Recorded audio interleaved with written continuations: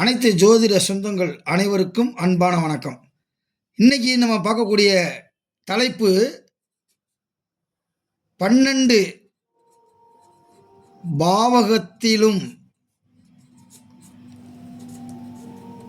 செவ்வாய்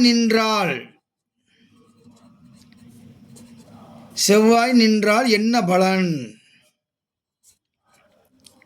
அப்படிதான் இன்னைக்கு பார்க்க போகிறோம். இதை நம்ம கற்பனையில் எதுவும் சொல்லலை. உங்களுக்கு தொடர்ந்து நம்ம சேனலை பார்த்துக்கிட்டு இருக்கிறவங்களுக்கு தெரியும். இது மூல நூல்களில் இருந்து எடுக்கப்பட்ட சாறு, அதாவது மூல நூல் என்பது கரும்பு. நான் உங்களுக்கு தருவது அதை பிழிந்து கரும்பு சாறாக தந்து கொண்டிருக்கிறேன். இந்த 12 பாவகத்திலும் செவ்வாய் நின்ற பலனை பற்றி நம்ம புலிப்பாணி சித்தர் அருளிய தாய்மகள் ஏசல் அப்படின்னு ஒரு புத்தகம் இருக்குங்க. தாய்மகள் ஏசல். இந்த புத்தகத்தில் செவ்வாய் லக்கணத்திலேருந்து 1ஆம் இடத்துலேருந்து 12 இடங்களில் நின்றுச்சுன்னா என்ன நன்மைகள் இருக்குது, என்ன தீமைகள் இருக்குது அப்படின்னு இந்த வீடியோவில் தெளிவாக நம்ம பார்க்க போகிறோம். வாங்க வீடியோக்குள்ளே போவோம். பாருங்க, செவ்வாய் 1ஆம் இடம், அதாவது லக்கணத்தில் செவ்வாய் இருந்தால் முதல் பாயிண்ட் என்ன சொல்கிறாரு, அவன் தைரியசாலி, எதையும் பார்த்துக்குருவோம்டா அப்படின்னு தில்லாக இருக்கக்கூடியவன். 2வது பாசமுடையவன். 3வது வம்பு தும்புகள் செய்பவன். 4வது செய்யும் காரியத்தில் திறமசாலி, எந்த ஒரு வேலையும் ரொம்ப திறமையாக செஞ்சு கச்சிதமாக அந்த உரிய நேரத்தில் முடிக்கக்கூடியவன் அப்படின்னு சொல்கிறாரு. அதுக்கடுத்து வியாதியஸ்தன். செவ்வாய் லக்கணத்தில் இருந்தால் வியாதியஸ்தன். பெரும்பாலும் செவ்வாய் லக்கணத்தில் இருந்தால் அது செவ்வாய் தோஷம்னு சொல்லுவாங்க. அந்த செவ்வாய் தோஷத்தை பற்றி இது வரைக்கும் யாரும் சொல்லாத விஷயங்களை மூல நூலிலிருந்து நிறைய நான் சேகரித்து வச்சுருக்கேன். அதை தனியாக ஒரு வீடியோ நம்ம போடுவோம். வாங்க, அடுத்து செவ்வாய் 2ஆம் இடத்துல இருந்தால் என்ன சொல்கிறாரு புலிப்பாணி சித்தர் அப்படின்னு பார்ப்போம். இது ஜாதகனின் செல்வம் நிலமும் நஷ்டமாகும். 2ஆம் இடத்துல செவ்வாய் இருந்து ஆட்சியாகவோ உச்சமாகவோ ஆனால் பெத்த தாய்க்கு 10 பைசா கொடுக்க மாட்டேன் அப்படின்னு ஒரு பாட்டு மூல நூலில் வேற ஒரு சித்தர் எழுதினதை இந்த நேரத்தில் இடையில் உங்களுக்கு நான் சொல்லிக்கிறேன். ஜாதகனின் செல்வம் நிலமும் நஷ்டமாகும். 2ஆம் இடத்துல நீச்சம் பெற்ற செவ்வாய் அமர்ந்துருச்சு அப்படின்னா, இப்போ மிதுன லக்கணமாக இருக்காங்க, 2ஆம் இடத்துல செவ்வாய் நீசம், அங்கே போய் இப்படி ஒரு அமைப்பு வந்துருச்சுன்னா அந்த செவ்வாய் திசையிலையோ செவ்வாய் புத்தியிலையோ அல்லது இப்போ புதன் புத்தியில் செவ்வாய் சாரம் வாங்கியிருக்கோம், அந்த சாரம் வாங்கினவன் செவ்வாயாக இருந்தானா அவனுடைய திசா புத்தியிலே கூட ஜாதகனின் செல்வமும் நிலமும் நஷ்டமாகும்.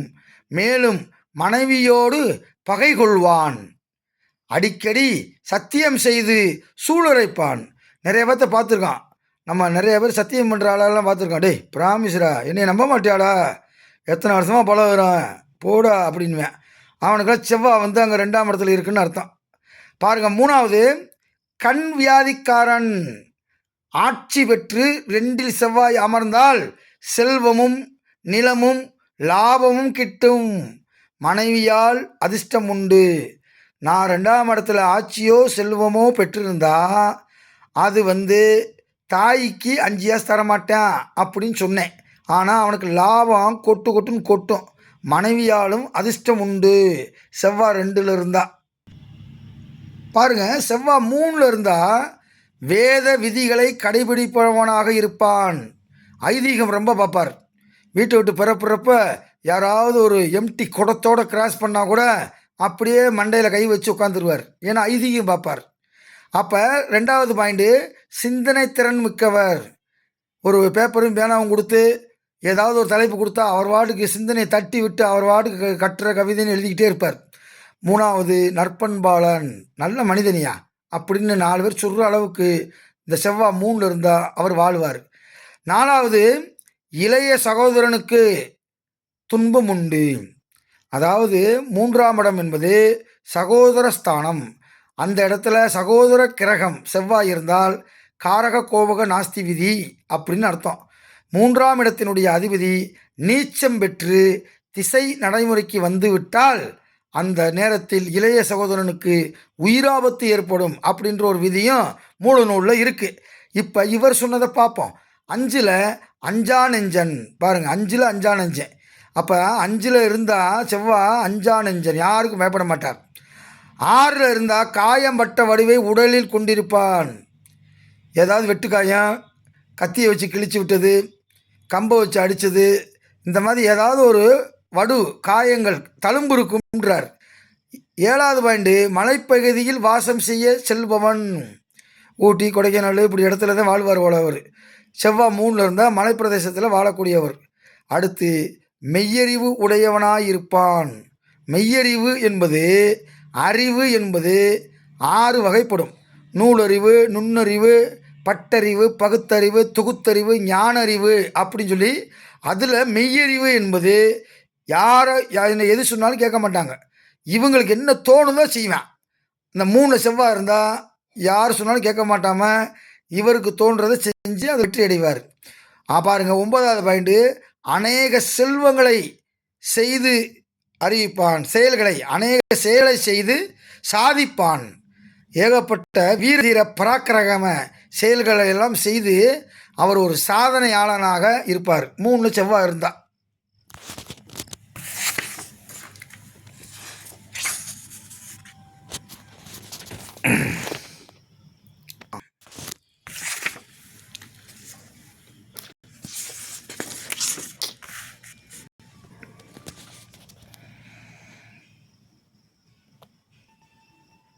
பாருங்க, செவ்வாய் 5ல் இருந்தால் தர்மத்துக்கு புறம்பாக நடந்து கொள்வான், கோபக்காரன், பொருள் நஷ்டத்துக்கு உள்ளாவான், இழிவான காரியம் செய்வான், புத்திரர்கள் நஷ்டத்துக்கு உள்ளாவான்.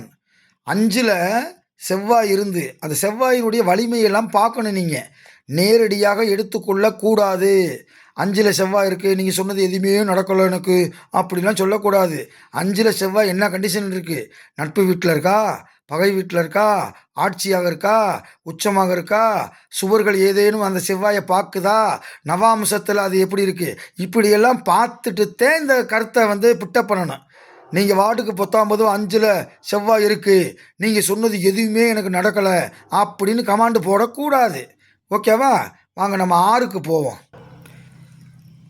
பாருங்கள், 6ஆம் இடத்துல செவ்வாய் இருந்தால் சிற்றின்பம் உணர்வு மிகுதியும் உடையவன். பெண்கள் மீது அந்த காம உணர்ச்சி அதிகம் உடையவன் அப்படின்றார். ஆனால் அவன் ஒரு புகழ் உடையவன், ஒரு ஃபேமஸ் ஆனவன், ஒரு 1000 பேத்துக்காவது அவனை தெரியும். ஆடம்பர தன்மை கொண்டவன். கடனை உடனே வாங்கி உடம்பை தேர்த்து கடங்காரன் வந்தால் உடம்பை காட்டுன்னு ஒரு பழமொழி இருக்குது.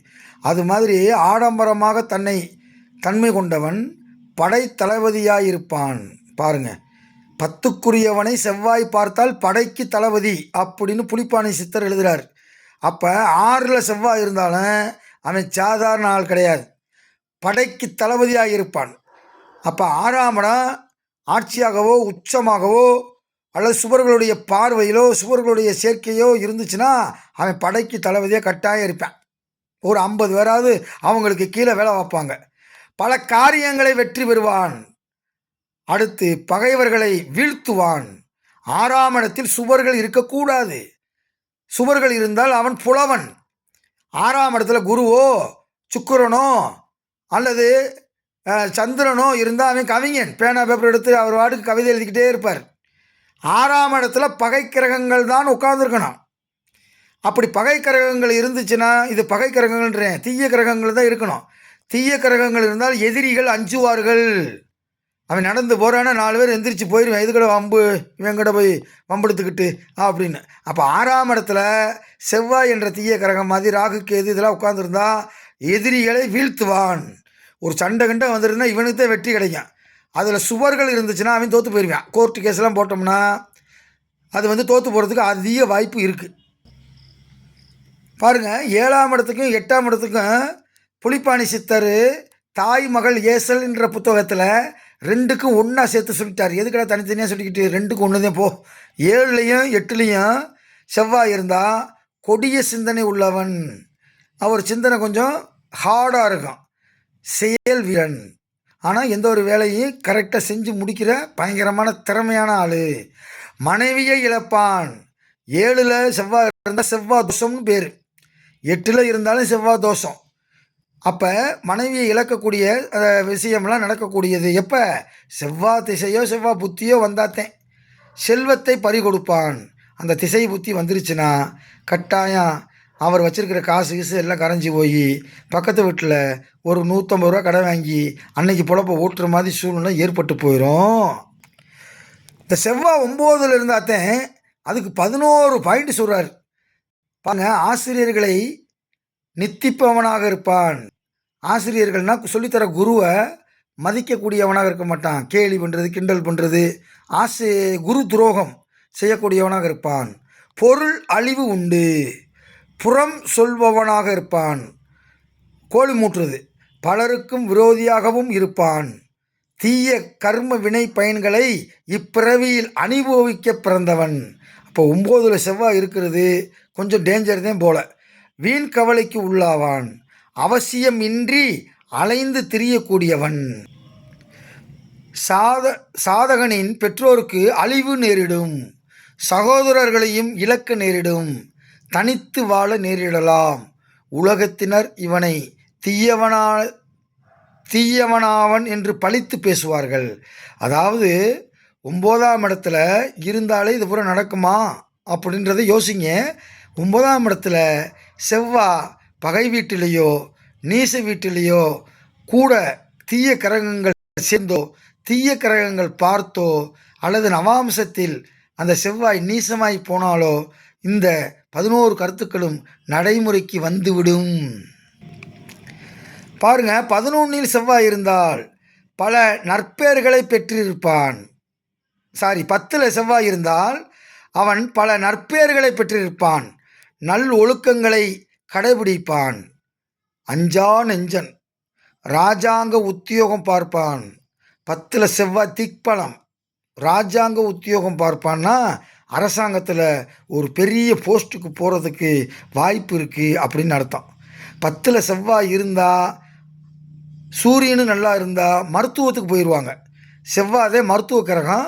10ஆம் இடமும் 6ஆம் இடமும் சம்மந்தப்படணும். சூரியனும் நல்லா இருக்கணும், செவ்வாயும் நல்லா இருந்தால் அவங்க மருத்துவக் கல்லூரி மாணவியாக அல்லது ஒரு ஒரு மெடிக்கல் ஷாப்பாவது வச்சுருப்பாங்க. மருத்துவம் சார்ந்த விஷயங்களில் இவங்க ஈடுபடுவாங்க. புத்திர பேரு உண்டு. குழந்தை வைக்கம்லாம் உண்டியான்றார். பிறரால் வணங்கத்தக்கனாய் வாழ்வான். பாருங்கப்பா, பிறரால் வணங்கத்தக்கவனாக வாழ்வான். நல்ல மனிதனாக வாழ்வார் அவர் 10ல் செவ்வாய் இருந்தால். நான் ஏற்கனவே சொல்லியிருக்கேன், 11ல் இருக்கக்கூடிய கிரகங்கள் எல்லா கிரகங்களும் லாபத்தை தான் தரும். இந்த செவ்வாய் 11ல் இருந்தால் புகழும் வீரமும் கொண்டவன். இனிய பேச்சு பேசுவான். அப்போ அதிகமாக பேசக்கூடாது, நமக்கு சுகர் வந்துடும். அடுத்து சிற்றின்ப உணர்வு மிகவும் உடையவன். அநேக வகைகளில் ஆதாயம் பெறக்கூடியவனாக இருப்பான். அவர் தான் இந்த மணி மைண்டடு அப்படின்னு சொல்லுவாங்க. காசு இல்லாமல் யார்ட்டையும் பழக மாட்டேன் 11ல் இருக்கிறவன். அதே நேரத்தில் 11ல் செவ்வாய் இருந்து செவ்வாய் திசை வந்தால் கொட்டுன்னு கொட்டும். ஆனால் 11ல் இருக்கிற ஆள் வட்டிக்கு கிட்டிக்கு கொடுக்கக்கூடாது. அப்படி கொடுத்தா 5 பைசாவை வாங்க முடியாது. இது ஜோதிட களஞ்சியம் அப்படின்ற புத்தகத்தில் 4 வரி பாட்டை ஒரு புலவன் எழுதி வச்சிருக்காரு. என்ன எழுதியிருக்காரு? செவ்வாய் 11ல் இருந்தால் காசெல்லாம் கொடுப்பேன், நீ கொடுக்கக்கூடாது. கொடுத்தா திருப்பி வராது. என் வீட்டு பக்கத்தில் ஒருத்தர் செவ்வாய் 11ல் இருந்துச்சு. நடந்த விஷயம், நம்ம எதுவும் பொய்யெல்லாம் கிடையாது. அப்படி செவ்வாய் 11ல் இருந்து வட்டிக்கு கொடுத்த காசு பூரா வரலை. எப்படியா வட்டிக்கு கொடுத்தேன்னு கேட்டால் 2 ரூபா வட்டிக்கு வாங்கி 5 ரூபா வட்டிக்கு கொடுத்துருக்காரு. 5 மாதம் கொடுத்துருக்காங்க. அதுக்கப்புறம் வரவே இல்லை. அப்புறம் 2 ரூபா வட்டிக்கு கொடுத்தேன் பாருங்க, அவன் வேற போட்டு அணத்தி 11 லட்ச ரூபா பொண்டாட்டி நகையை பூரா பேங்கில் வச்சு அந்த 2 ரூபா கொடுத்த வட்டிக்காரனுக்கு 11 லட்சத்தை அடைச்சிட்டாரு. இப்போ இவர் கொடுத்த 5 வட்டிக்கு கொடுத்தவன் எவனுமே தரல. அது மட்டும் இல்லை, போய் போலீஸில் வேற போய் கம்ப்ளைண்ட் பண்ணி அந்த போலீஸ் ஸ்டேஷனுக்கு நான் வந்து லெட்டரே எழுதி கொடுத்து விட்டேன். அதனால் இந்த விஷயம் தெரியும். செவ்வாய் 11 இருந்தால் கடையும் கொடுக்காதீங்க. அப்படி கொடுக்குறதா இருந்தால் என் அக்கௌண்ட் நம்பர் தரேன், அதில் போட்டு கொடுங்க. ஏன்னா 11 இருந்தால் திருப்பியே வராது. இது பாடலே இருக்கிறது. உங்களுக்கு செல்வம் வரும், செல்வாக்கு வரும், புகழும் வீரமும் வரும், இனிய பேச்செல்லாம் வரும், சிற்றின்பம் வரும், அநேக வகைகளில் ஆதாயம் வரும். ஆனால் கொடுத்த காசு வரவே வராது. இப்போ கடைசியாக செவ்வாய் 12 இருந்தால் என்ன சார் ஆகும்?